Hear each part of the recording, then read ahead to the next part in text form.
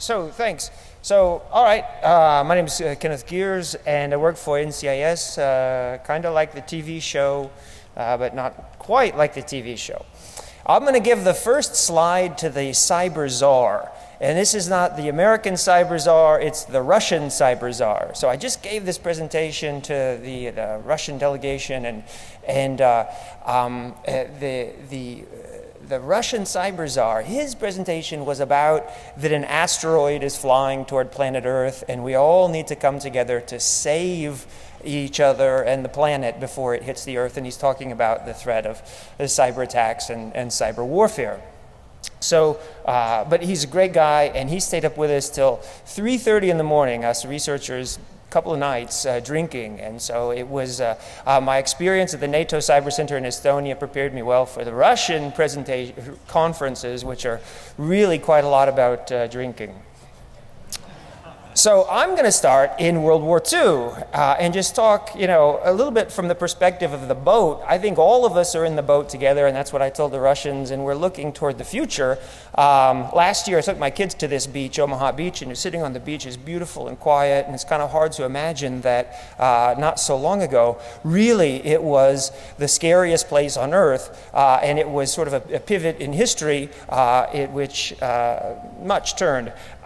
But this is a good place to start the presentation because you can see this superficial layer always has underneath it quite an important technical layer that we can't forget about. So this is the first, this is the ENIAC, the first electric computer, and it was built in early 1940s, and the hope was that it would calculate ballistic missile trajectories faster than a human could with pencil and paper. And it did. It worked very well, 300,000 times faster than a person with pencil and paper. And so anything this powerful, is going in the national security space to be fought over among, imagine a couple of kids with a toy, right? Well, imagine nation states with this kind of power at their disposal. This is the Enigma machine, and you may also know about Project Ultra, which was the Allied effort to break the German codes so that we could see what the Germans' plans were during the war. Now, when Winston Churchill met the King of England after the war, he said, it's due to Project Ultra that we won the war. And many analysts feel that the breaking of the German codes shortened the war by about 2 years. So a little bit on the history of weapons development. You're trying to go longer, faster, farther from a safe distance. But Charles Babbage in the 1800s, he said, look, there is going to be an information revolution that's going to change everything. This is on the bottom left, one of his mechanical computers. And then in the 1990s, we all get this power ourselves, at home, in our pocket. Now on your cell phone, of course, you've got more processing power than everyone had around the world during World War II. So some people, they shop online. Some people play chess online. There's a whole class of people around the world. When they look at the internet, this is what they see. They see a zero-sum power game in which they're constantly trying to either take space or defend space. And this, this phrase, the advanced persistent threat. One of the ways to think about it is that a military or foreign intelligence organization or domestic intelligence organization, they have a job description which is to hack networks and to own networks and computers. And if somebody dies or retires or gets transferred, takes a new job, somebody else is going to sit in that seat. And that's what really makes the difference between, say, a lone hacker and a professional organization. But this is the way they're looking at the internet. There's leadership, there's weapons, there's media, and they're constantly doing national security calculations around it. So we're just going to look at 10 things that I think are really important areas to look at about cyber conflict, and we're going to see what Sun Tzu has to say about them, and see going forward how we can use the art of war. And the art of war is a lot about peace, if you haven't read it, and Sun Tzu says war is actually the last thing you want to do.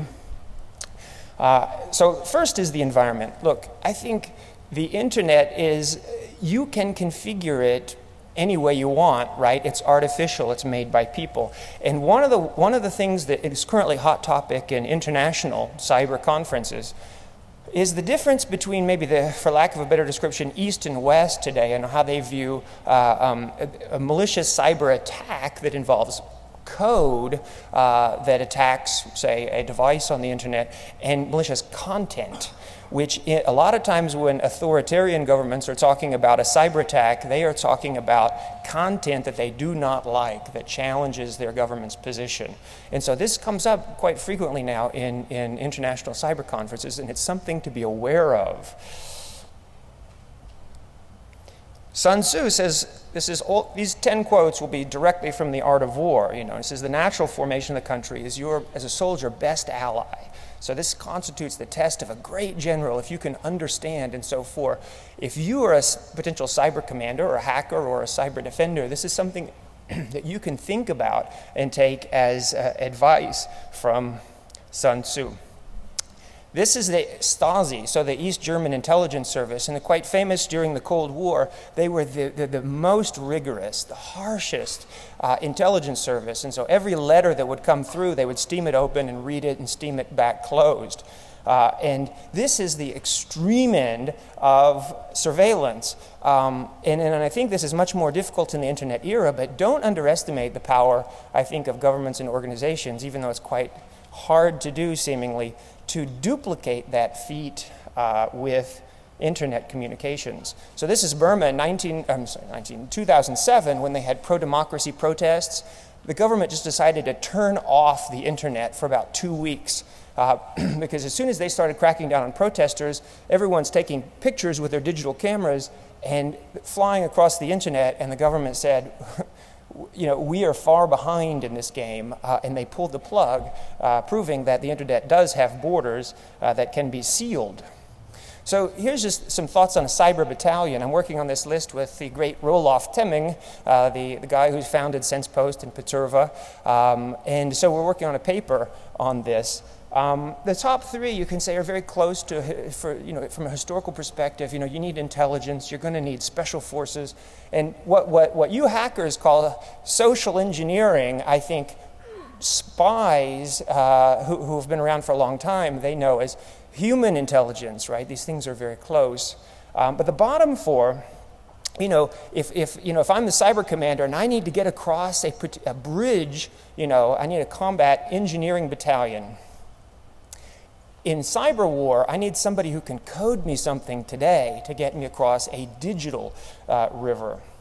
And infantry, and this is, Roelof is writing about this, a network penetrator. This is the equivalent of somebody who kicks in a door, who forces their way into hostile territory. And then lastly, weapons.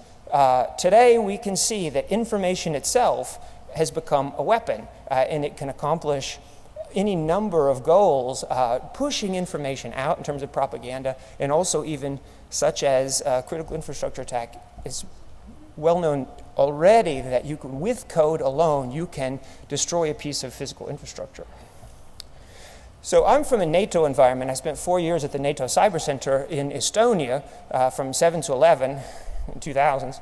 And so this is some of the stuff we're looking at. How do we help NATO to secure this stuff? And you can get a sense of how difficult it is. So these are a shot of the deployments in Afghanistan. And you might not know this, but NATO has 0 troops, no troops at all. All they are is contributions from the nations that are part of NATO. So you put them all together on an ad hoc basis, and they have different languages and different equipment, you name it, different perspectives, trying to get them all to work together. Even the most wizardly system administrator in the room, I think, would have some difficulty here. This is Kosovo. So you can see there's 24 NATO nations and also 10 non-NATO nations that volunteer to take part in this peacekeeping mission.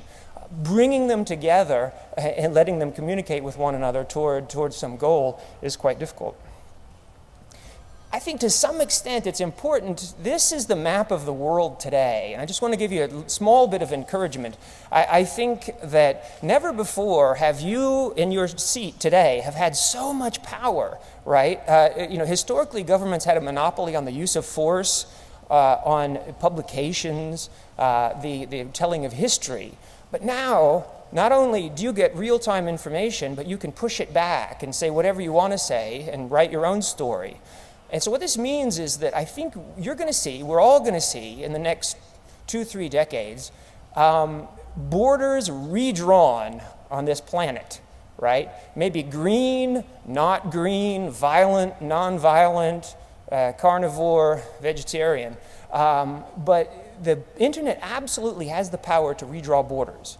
And so this is an important time to think about that, and I think this is a good map of the world today. So 2, technology is moving so quickly. I think even if you are the director of the most powerful intelligence organization on the planet, it's a difficult time to sleep with both eyes closed, is it not? Because you cannot be sure what your adversary has in terms of infrastructure, in terms of attack and defense capabilities.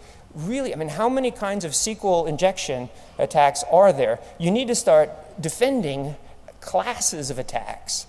And also, reading Sun Tzu, who says, there's a lot of great quotes in the book on defense. This is a good one. The Art of War teaches, not to rely on the likelihood of the enemy doing anything, but rather on the fact that you've made your own position unassailable.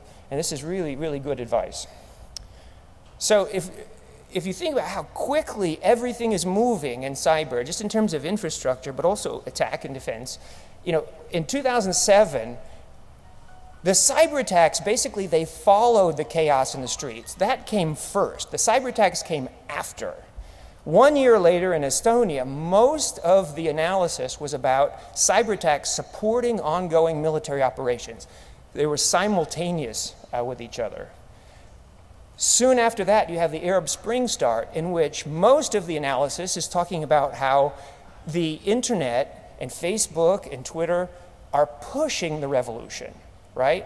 And this is how quickly everything is moving. And I think from a national security perspective, I sit in Washington, you need to think of the internet itself as such a powerful player. And that's why governments around the world who have poor human rights records, authoritarian in nature, they are looking at the Arab Spring with great concern because those question marks are going to that list of question marks is going to get longer and longer, and the Arab Spring is far from over. So 3, the proximity of adversaries, I think. Really, everyone is a neighbor in cyberspace, right? And so this gives extraordinary opportunities for attackers. This is a great time to be a cyber spy. Mostly about connectivity, and even closed networks are rarely truly closed, if ever, right? So there's always some kind of connectivity that can be exploited.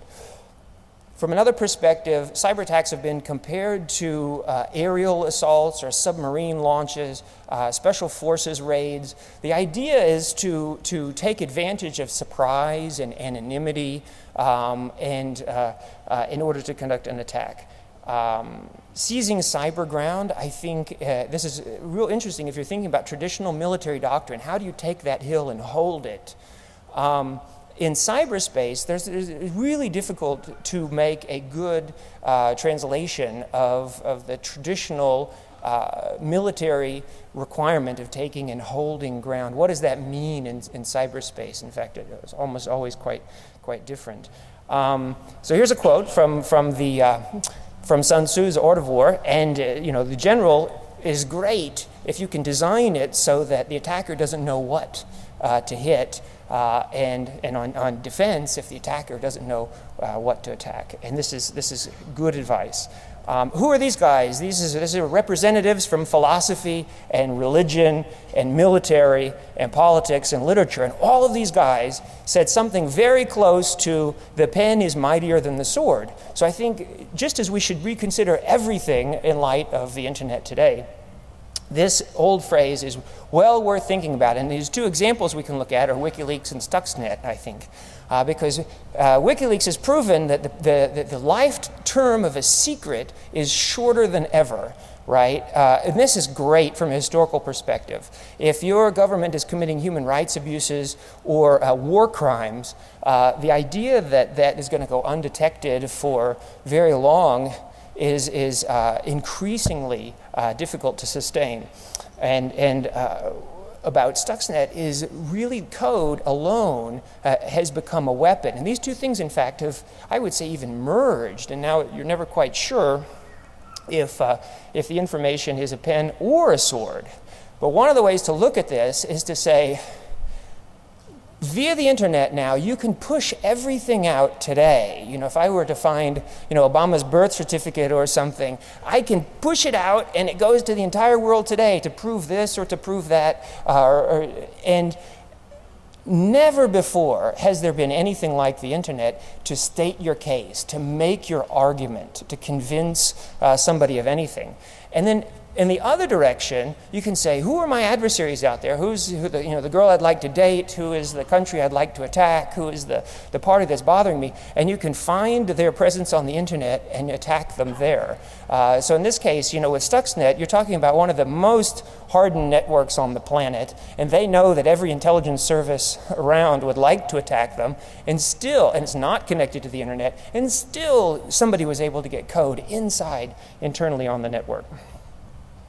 So with WikiLeaks, there was a study done at the University of Colorado that said, you know, there's a ton of great information from military side to be published, particularly in Afghanistan.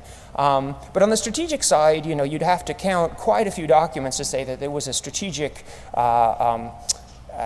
paradigm shift, if you will. But with Stuxnet, I think it's quite clear. We can all see, you know, we've seen it in the paper recently, we've crossed a certain Rubicon there, right? In which, you know, if you're thinking that, okay, the lights in New York City could go out tonight because somebody on the other side of the world has hacked in and turned it off. I mean, we can blow something up. According to the New York Times, you know, they brought pieces of centrifuge and set them on on the Situation Room table to demonstrate that code can destroy something. So I think the unpredictability, we really don't know where the internet is going. The future, I don't know if it's unscripted, but it's at least unknown from our perspective, right? And for attackers, this would seem like an ideal environment in which to operate. But at the same time, I think it's important to think that from a hacker's perspective, it's difficult to know if your attack is going to succeed until you pull the trigger. And you're never quite sure, too, if the defender might be watching you from some perspective and have a defense in place. And so I think from a defensive side, you can think about building some home field advantage around this fact, even if it's only redundancy, out-of-band communications, in order to cross-check information, the integrity of your network. So I like this, you know, the general should hide in the most secret recesses of the earth. And I think on the defensive side of cybersecurity, you should really think in this way. And how can I hide so that nobody will be able to find me if they come into the network, right? And so this is important, and this is really good advice. So I was in Dungeons and Dragons Club when I was little. I'm sure some of you were too. Right there. And this is what complexity looked like, and it was already very complex because there was so much imagination in it. And this is a true story. Very quickly, I had a character die a long time ago, and I was so upset about it. And I said the character had a wife, and they had a son, and they're going to inherit all of the supplies, right? All of the swords and stuff. And the dungeon master looked at me and he said, "I give that a 2% chance of any kind of, you know, truth." And I took the 10-sided dice and I rolled a 0 and a 2. Right? Exactly. But if you think about the complexity today, that first box of Dungeons & Dragons sold 1,000 copies. Today there's 10 million users on World of Warcraft, and accounts on World of Warcraft are often more valuable than credit card information, right? Because you can sell that stuff for real money. And it's not just that, it's all of the stuff that's taking place underneath the hood, right? And one of the quotes that didn't make this 10 from Sun Tzu, he said, "I can tell you who's going to win a battle if you tell me the number of calculations each commander has undertaken before the battle has been fought." And so here's Orville Wright in 1901, and I'm sure he thought this was a fairly complex machine. And this is the cockpit of the new A380. And I'm sure that it would be difficult to count the number of memory banks and processors and network connections in that machine. So one more thing from Dungeons & Dragons, and everybody in here, we can divide ourselves into somewhere on the alignment matrix, and if you disagree with my alignment, we can talk about it later tonight over a drink. But basically, you've got people there trying to do good within the law, you've got people trying to do good outside the law, and then you have lawful evil, and this is sort of like the 1984, or an evil repressive government, and worst of all, you have chaotic evil, like the guy in Colorado who's not abiding by any rules and just wants to destroy things. You have this same kind of alignment on the internet. I think you have Skynet, who wants to take us all down maybe in the future. You have the Khan Academies and TED Talks and Singularity University, which are trying to steer technology in the right direction. You have Anonymous, who's trying to do good, but they're playing outside the rules. And then you have North Korea, which is so evil they are forcing their citizens to use Windows 95. So the advantage, there's a lot of talk about the advantage today of an attacker over a defender. And there's a lot of truth in that for sure. But I think to a certain degree, it's like piracy. Hackers are like pirates, and then they can catch you with your pants down, right? And they can sail away. And so the question is whether you can turn tactical advantage into strategic advantage, and I think the answer is yes, but it requires a sustained effort and some history and momentum on your side. Rapidity is the essence of war. Take advantage of unexpected routes and unguarded spots, and I think this is precisely captures what a hacker can do to your organization. So let's look at a current event, Syria, and see what's going on in the news today. This is a shot from 2007, and you may have seen this before, but if you're not familiar with it, the Israeli Air Force bombed an alleged nuclear reactor in Syria, and it's widely suspected that a cyber attack played a role in taking down the Syrian air defense. And it doesn't take much thought to think that this is absolutely possible, right? All you have to do is your reconnaissance up front and figure out who needs to talk to whom at what time, and you can slow that process down long enough for an attack to take place, especially in the Middle East where everything is a very small neighborhood. So here is an attack, and I like this. This is the Syrian Ministry of Defense homepage. So it says, "To the Syrian people, the world stands with you against the brutal regime," etc. "All tyrants will fall. Thanks to your bravery, Bashar al-Assad is next. To the Syrian military, you are responsible for protecting the Syrian people. Rise up against your regime." Right? This is amazing, right? This is the homepage of your own organization telling you to do something against your own government, and so this is amazing to think of the possibilities. You might not know this, but there was a big uprising in Syria in 1982, in which about 20 to 30,000 people are estimated to have died. That's about twice the number of people who've died over the past 18 months in Syria today. And nobody really knew about it because what? Because why? The internet did not exist. So here's quotes from the New York Times. They cut all telephone and road communications, and there were no reporters, right? So it took a long time for the information to filter out. So I visited Hama. This is a picture of Hama, Syria. I visited in 1988. And I was walking down the main road in Syria, and as I walked, this guy started walking next to me, and he just started telling me the story of what happened in 1982. And so compare that to today, when if you have a Twitter account, you can follow any number of live streams from the scene of battle today. Very different. And one way to look at it is that transparency encourages accountability, and accountability encourages responsibility on the part of governments. And the internet is going to play, and is already playing, a huge role in encouraging the responsibility of governments. And I realize this is not a great case study, but I think the internet is serving, hopefully, the people well. So Flexibility. There has never been anything more flexible than a cyber attack, right? It's best thought of as a means to an end, not an end in itself. But on the terms of espionage, I am absolutely sure. I mean, I'm on the defensive side, but if you're a spy today, I think this is the golden age to be a spy, because you can go out and pull down more information than you can ever read or think about. The destruction of Stuxnet. I think the most powerful thing, though, is just using the internet, the amplification power of the internet, the peer review power of the internet, the network perspective to put information out there. I mean, it's just like the quality of encryption, right? You can't have something proprietary. You have to throw it out there and let everybody attack it and make sure it's solid and good mathematics.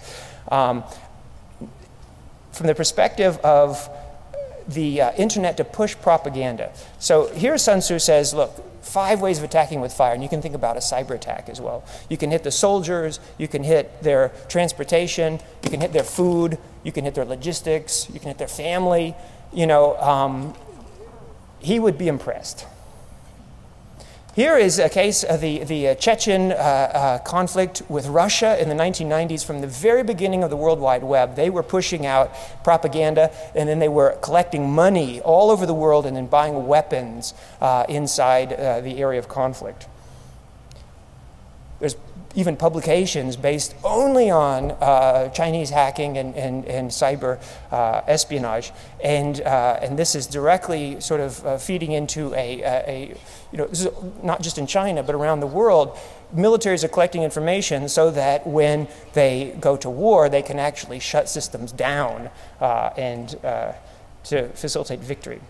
Here's cyber war in Georgia. I think actually a better case study is even 1991, when the coalition, you know, defeated a 1 million-man Iraqi army with very few casualties. I think that's when Russia and China looked, you know, and said, you know, we need to catch up with what the West is doing in terms of networking their forces. If you've seen this, we just had the 23rd anniversary of the Tiananmen Square massacre, and this is the Shanghai Stock Exchange. It opened at 2346.98, and you can see the numbers. But basically, the Shanghai Stock Exchange opened on the top number, and it closed that many points down, right? So even though it was based on millions and millions of trades during the day, and you couldn't possibly arrange this, somehow these numbers showed up to remind people in China of 1989. You probably saw this in the news today or yesterday, and the Iranian nuclear program is having more problems, and their computers are all going to max volume, and they're playing Thunderstruck by AC/DC. So a cyber attack is basically anything you want it to be. And let's go back to Dungeons & Dragons. I think it's imagination, it's timing, it's creativity, but there is no one that is alike. They're like snowflakes. So attribution, this is huge, right? Because you can't prosecute, you can't deter, you can't retaliate if you don't know who is attacking you. And so the other thing about this is that the ease of entry onto the cyber battlefield means that the number of potential adversaries is much greater. So this is actually has a compounding effect on figuring out who is attacking you is not easy. I do think, though, if in the event we ever do see a real cyber war, it will be clear who the attacker is. Because one of the things that normal citizens don't think about is governments have a lot at their disposal. They have signals intelligence, you know, they have human intelligence, they have money, they have embassies overseas, etc., in order to determine attribution. So this is a great quote from Sun Tzu. Wise general forages on the enemy, and 1 cartload of the enemy's is worth 20 of your own. And this is perfect for cyber because essentially hackers are stealing the credentials of a insider, right? And so then they kind of become a virtual spy in the other camp. And I think this is really important for system administrators to look at it this way and to assume that they may have a cyber spy in their camp at any given time.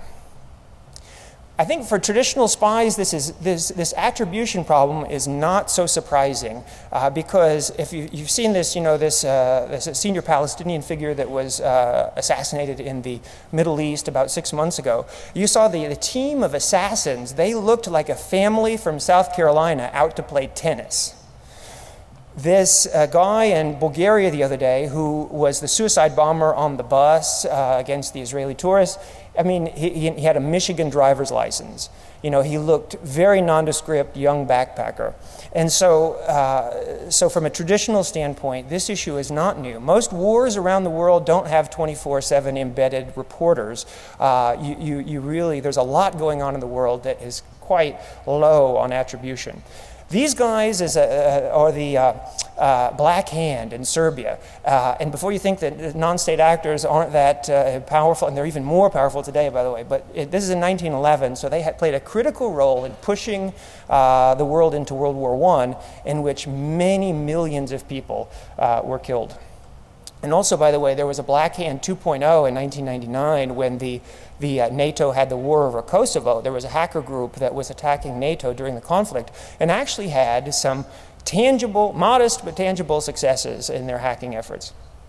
Here's the EP3 that went down in China, and you had patriotic hackers on both sides of the Pacific hitting each other. There was hacker portals, there was a China killer, a USA killer, and the dynamic here that's interesting is that this means that you all can play a role in attacking and defending your country, absolutely with no chain of command and no approval by anybody. It's only your personal nationalist pride is offended, you know, and so you're out there fighting. And from a national security perspective, from the government perspective, that means that you don't necessarily have a monopoly on the use of force or on the level of tension or on the sort of the range of diplomatic options, perhaps. So here's the soldier that was moved in Tallinn, and if you know this story, you know they wanted to move it out, and the cyber attacks came back at them from pro-Russian elements. And the issue here really is pride, you know. I mean, if you know anything about Russia and Russian history, you do not say anything bad about their role in World War II or offend them in this way. I mean, it's like you showing up and somebody's dancing with your spouse, you know, at an event, you know, you are not going to be happy. And so, so the Russians were very upset about this from their perspective, very legitimate reasons. And so the point is, though, is there's a lot of nation-state hacking that could go on that is well outside the sort of the purview of government, even within NATO. So you have the Greeks and the Turks. These are hacker groups. You know, in Belgium you have the Francophones and the Flemish. You know, and here you've got the Michigan and Ohio State. And there's no end to the divisions you can find in which you will probably find some level of hacking going on. Wherever there's tension in the real world, there's tension in cyberspace. If you haven't seen this, it's very interesting. There's a lot between Iran and Russia and Israel in terms of conflict. And so you're starting to see people post their picture to the web and saying, hey, you know, I disagree with my government. I don't want war. I want peace. So you can see that Iranians will never bomb you.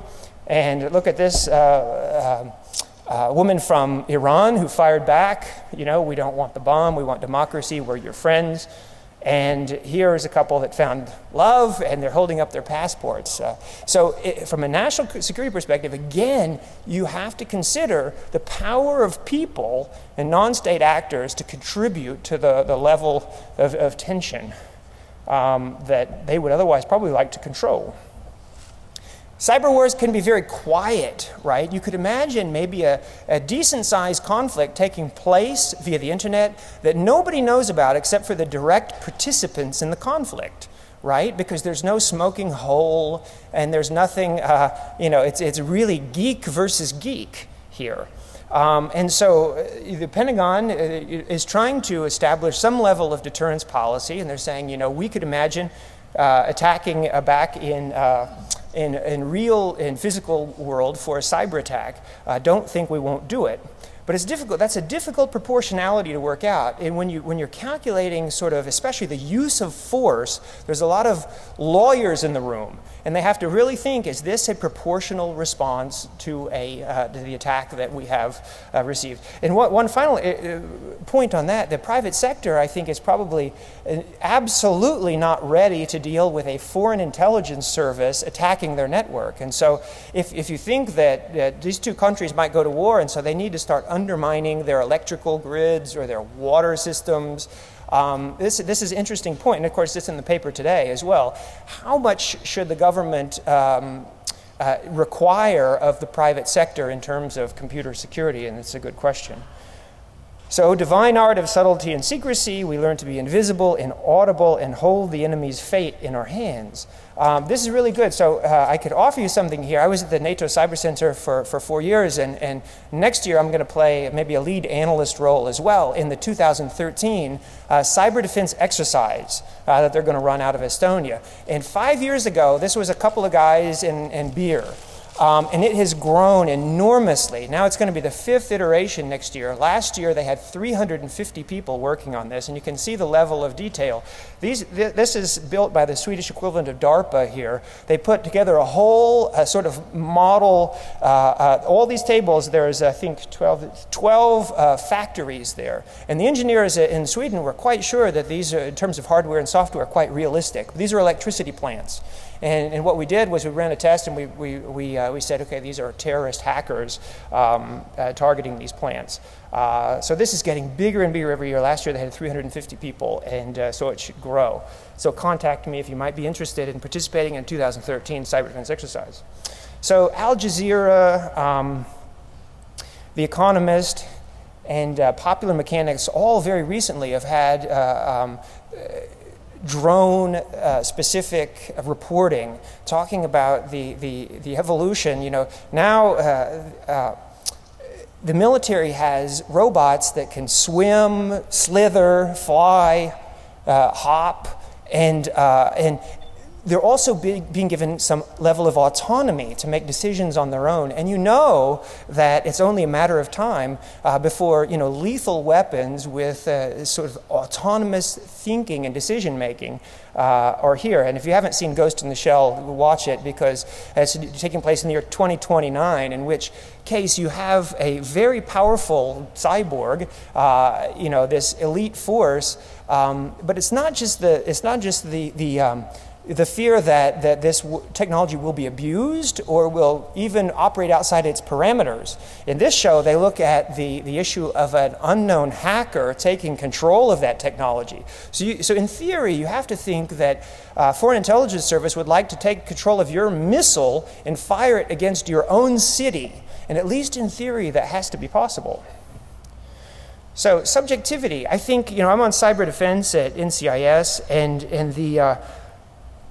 there's just so much work to do. We have 2 lawyers that sit with us because they're trying to make sure that we, you know, operate within the law.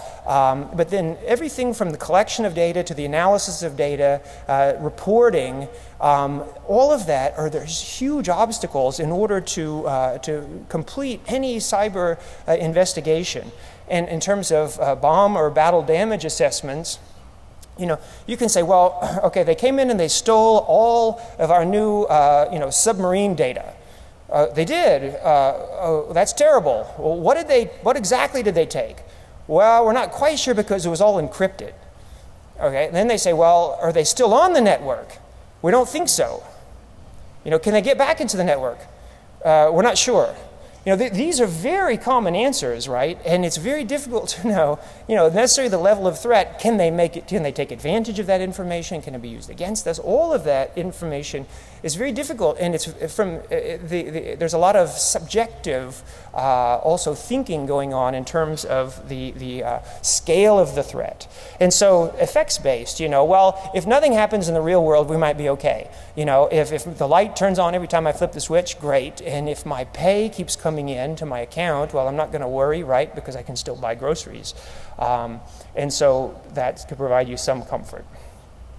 But this violates the most important, or at least the most famous quote from Sun Tzu's Art of War. If you know the enemy and know yourself, you need not fear the result of 100 battles. And I think even knowing your own network very well is a challenge enough, but knowing the enemy is even harder.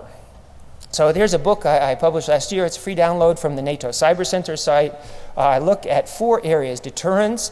This is difficult, very difficult, because if your threat has to be credible. And it's not credible because of these twin challenges of asymmetry and anonymity that take place quite often in cyberspace. Arms control, if we can't prevent cyber attacks, can we limit cyber weapons? This also is very difficult because you need to be able to prohibit something specifically, and it's very hard to define malicious code, so it's very hard to prohibit it. And then who can inspect cyberspace? It's too big. There's 500 million computers in the United States that are connected to the internet. Technology. Can you develop technology to the extent that you solve these problems? And I think the answer is no. Let's give IPv6 the benefit of the doubt and saying, okay, it's a technical solution to a technical problem. That's great, because if you have a political solution to a technical problem, you're not really solving the problem.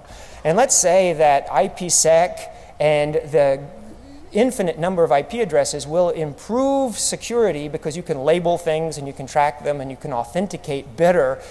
Vint Cerf recently said if he could do everything over again, he would put authentication sort of on the top of the agenda. But I think even if we had every solution, people would then drop out of the system voluntarily because we need some privacy, we need some ability to anonymize our communications because you're never quite sure if government is going to be friendly in the future. Here's just one graphic from the book, but basically it shows that I looked at 9 areas, 5 problems and 4 solutions, and I colored them by influence and by hue here. And you can see that anonymity, I think, is the dominant factor in the system. And so if you want to change the dynamic of strategic cybersecurity, that's the key piece. You want to change the thing around which everything else turns, because if you know who the bad guy is, you can deter them, you can prosecute them and retaliate against them in theory. So then we come to Art of War. If you can't do any of the above, then you need to improve your doctrine, you need to realign your people, your training, and your practices in order to deal with this threat. And here I think the Art of War does provide quite a lot of helpful support in terms of objectivity, strategy, tactics, etc., in order to guide your forces in morale and so on and so forth. But the battlefield, this is new. I think the new part is the terrain on which cyber battles are taking place. And this is new, especially there's a whole generation that is going to have to be replaced before you get somebody in the White House, you know, who really has a networking background and understands code. Morality is the final one, the final piece, and I think so far there's few inhibitions to cyber attack. I think we're all sort of at a place like we're in the Garden of Eden again. You know, the internet has sort of changed everything, and so now we're all looking at these shiny, bright apples, right? And we're all really tempted, and I'm talking about, in part, cyber espionage today, you know. There's such a high return on investment via the internet, but none of us would give it up, because we've all benefited so much from it, right? From learning on the internet. And what we gain in terms of being connected to the internet. And so far, really, the lawyers, like at the Cyber Center in Tallinn, they would say if nobody dies, this is not an attack, right? And this is interesting from the Estonian perspective. They're very interested in being a part of NATO and getting defense from the alliance. But attacks are different these days. Cyber attacks look very different than tanks crossing the border. But the lawyers so far are saying no. And actually later this year, I can put in a plug for this, the Cyber Center at Cambridge University is going to publish an update to the laws of war based on cyber attack and defense and internet security issues. But I think over time this is going to change. Hopefully it doesn't. But if we see attacks that affect critical infrastructure and affect people and their way of life, then you will see governments come together. This is not without precedent, and these problems are not impossible to solve.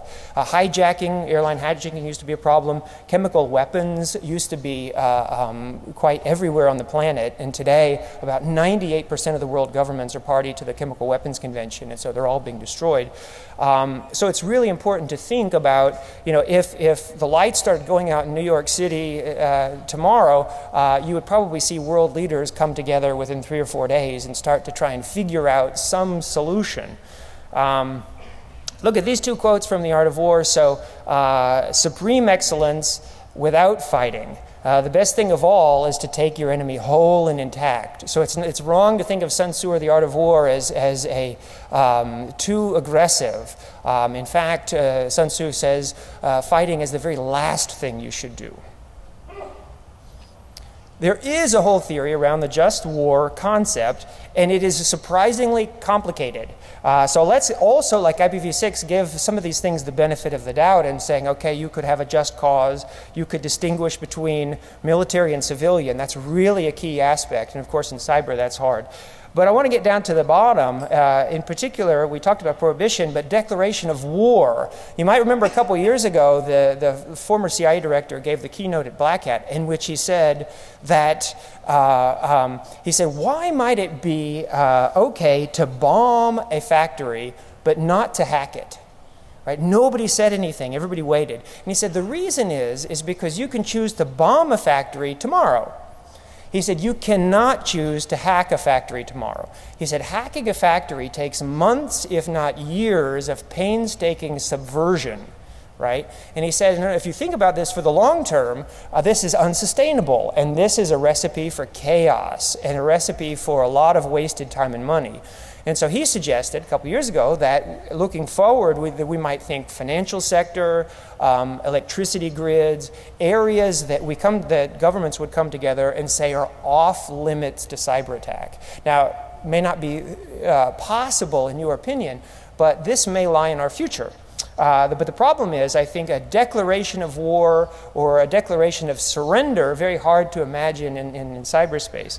I know these ones and zeros are kind of blunt instruments to look at these issues, but we only have so much time here. So another area is confidence-building measures this is what cyber diplomats or diplomats who look at cyber are thinking about right now. And this is just 5 things that I put down that are possibilities, but you may have your own ideas. But I promise you, within the State Department today, they're looking at these issues and wondering which ones are feasible and which ones we could implement. And so they range from a non-aggression pact to joint investigations. You could imagine an incident response team that is on call 24/7, that is staffed by, one person from every country in the world. That would be pretty cheap, right, in terms of human resources, but perhaps you bring them all together and then it's quite a statement as far as cyber defense. So we started with World War II. Let's end with World War II and keep our eye on the prize and particularly peace and security for the future. And to the extent we must look at the art of war to help us understand cyber conflict and negotiate cyber conflict, we want to think about where we're going and how to get there, which is beyond conflict. Thank you.